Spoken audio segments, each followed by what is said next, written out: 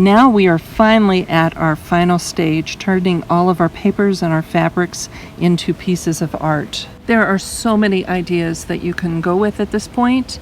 I'm just going to give you just a few ideas and some pictures of the examples of those. The first one is just paint on them, and you can use stamps, you can use stencils, or you can paint your own pages. Here are some more examples of pages that are painted.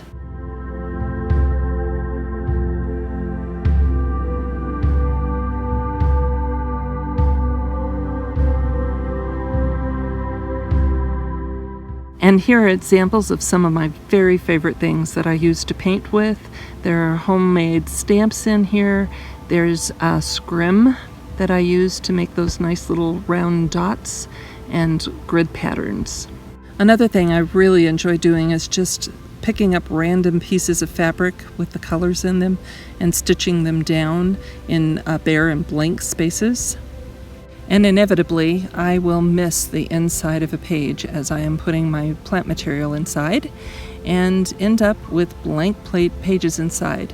I just simply take another piece of fabric, usually a deconstruct dyed piece, and will just stitch it down. You are also free to make any drawings that you like inside your books. There is nothing sacred about these papers.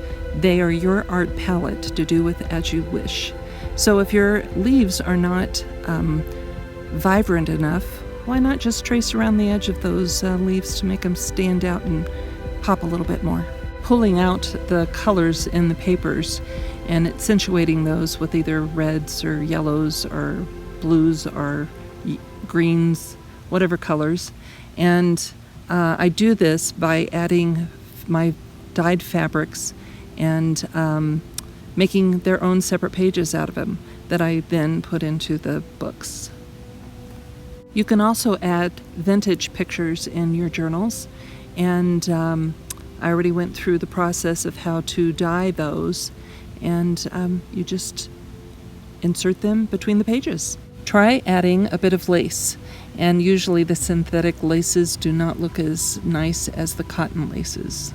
I also like to add envelopes that I have eco-dyed and put them at the back of the books and put little pieces of paper in with additional notes in them. Try stitching around your images to accentuate and make them pop. Always think about different textures that you can have in your book. And buckram is a very unusual fabric that I love using. It's an upholstery fabric that you get at your fabric store, and I love to stitch through it and paint on it. If you don't trust your own drawing abilities, why not use tissue paper? And the one that I love using is the tissue paper that are in patterns. You can also use deli wrappers from your deli store. They work also, but the tissue paper just really disappears.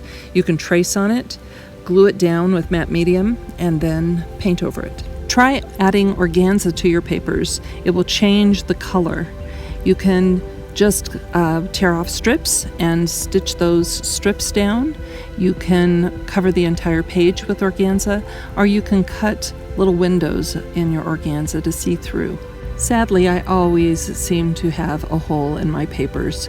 I've either torn them with the twine taking them off, or I have ripped a hole taking a flower off, or specifically my eucalyptus leaves, and so I take advantage of those holes. And when I'm placing my pages down, I see what's going to pop through behind and reveal some juicy image behind those holes. The sky is the limit, and use your imagination to create your own unique and individual art.